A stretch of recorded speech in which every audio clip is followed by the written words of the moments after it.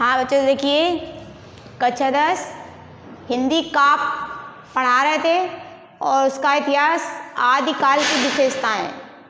हमने आदिकाल पढ़ा दिया और भक्तिकाल पढ़ा दिया, तो उन दोनों की विशेषताएं हम बता रहे हैं। देखिए, आदिकाल की विशेषताएं या प्रवृत्तियां आ जाएं या विशेषताएं आ जाएं, एक ही बात होती है। नंबर 1, आश्रयदाता राजाओं की प्रशंसा। यानी जो ये आश्रयदाता का मतलब ये होता है कि जो राजा लोग के यहाँ जो कवि रहते थे तो राजाओं की ही प्रशंसा किया करते थे अपनी रचनाओं में। दूसरा है सामूहिक राष्ट्रीयता की भावना का अभाव, और इसमें सामूहिक यानी एक साथ राष्ट्रीय की उन्नति के लिए यहाँ इस काल में अभाव रहा। दूसरा है युद्धों की सुंदर व सजीव चित्रण, और युद्धभूमि का सजीव व सुंदर चित्रण किया करते थे कवि। चौथा है वीर रस के साथ श्रृंगार रस का वर्णन, यानी वीर रस का प्रयोग किया और वीर रस के साथ श्रृंगार रस का वर्णन भी किया इन्होंने। और इनकी भाषा देखिए क्या रही, अभ्रंश तथा ब्रज भाषा का प्रयोग किया। इसको डिंगल पिंगल भी भाषा बोलते हैं। अभ्रंश को संस्कृत भी प्रयोग किया और ब्रज भाषा भी प्रयोग किया। ये तुम्हारी आदिकाल की विशेषताएं हैं, इनको याद रखना और कॉपी में नोट करना। दूसरा देखिए, भक्तिकाल की प्रवृत्तियाँ, यानी भक्तिकाल की विशेषताएं। भक्तिकाल में क्या विशेषताएं थी? नाम स्मरण की महत्ता, यानी ईश्वर के नाम के स्मरण करने की प्रमुख इसमें महत्ता दी गई। दूसरा, जप कीर्तन व भजन का आलंबन, यानी जप योग साधना कीर्तन भजन आदि इनके प्रमुख विषय थे। तीसरा है ईश्वर में सहज विश्वास, यानी ईश्वर पर पूर्ण विश्वास रखकर उनकी आराधना या प्रेम करते थे।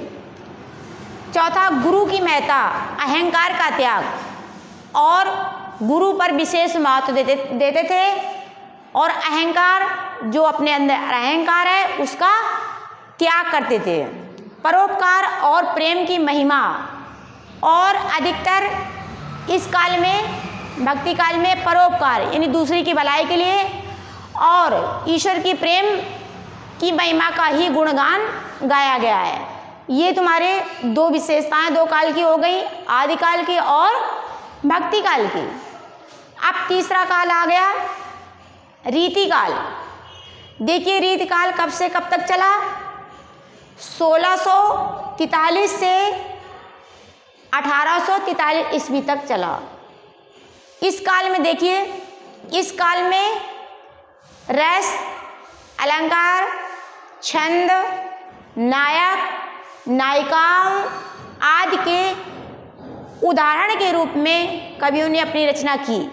यानी जो कवि इस काल के हुए हैं, जो कवियों ने रचना की है, वो रस, छंद और नायक नायिका के रूप में प्रकृति चित्रण भी किया है, तो नायक नायिका के रूप में ही चित्रित किया है और अपने रचनाओं में इन्होंने वर्णन किया है, लिखा है।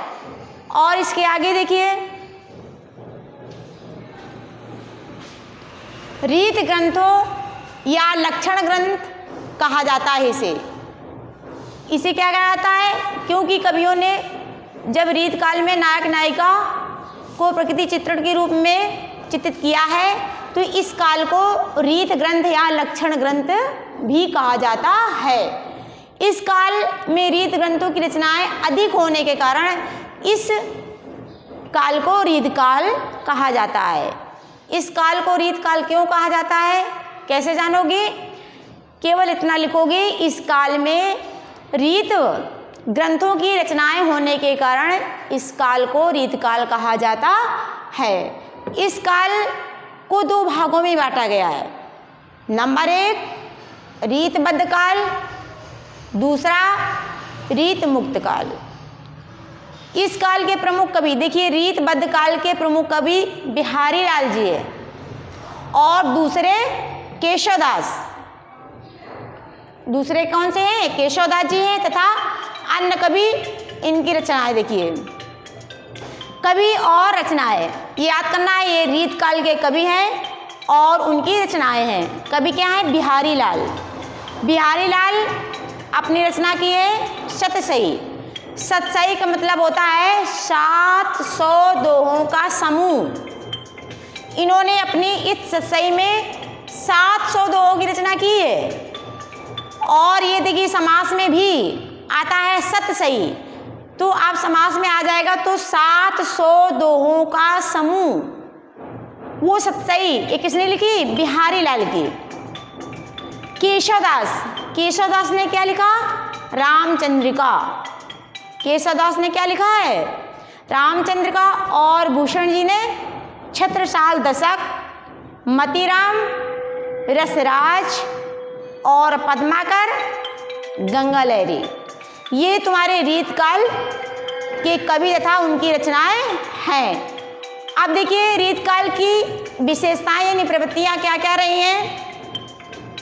इस काल में सभी कवि आश्रय में रहते थे। किसके आश्रय में? राजाओं के आश्रय में। इन्हीं राजाओं के यहाँ रहकर उन्हीं की रचनाएं करते थे, उन्हीं की युद्ध भूमि के वर्णन करते थे और वीर रस का प्रयोग करते थे इन्हीं राजाओं के घर में। आप जैसे देखिए ये राजा हैं बिहारी लाल जी, ये राजा जयसिंह के दरबारी कवि थे। किसके दरबारी कवि थे? राजा जयसिंह के।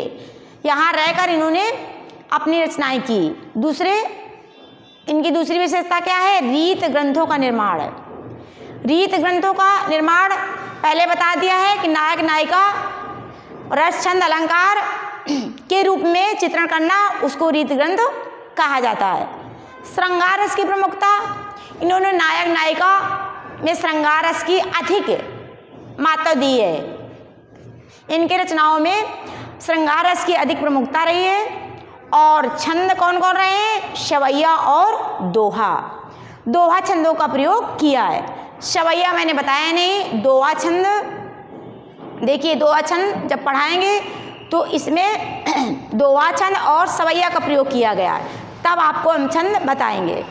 प्रकृति का उद्दीपन के रूप में चित्रण करना और प्रकृति को नायक नायिका के रूप में चित्रित करना, ये इस काल के कवियों की प्रमुख विशेषताएं, इस काल की कवियों तथा उनकी रचनाओं की प्रमुख विशेषताएं हैं। इन सबको अपनी कॉपी पे नोट कर लेना और याद भी करते चलो। इसकी आगे कोर्स कल पढ़ाएंगे। अब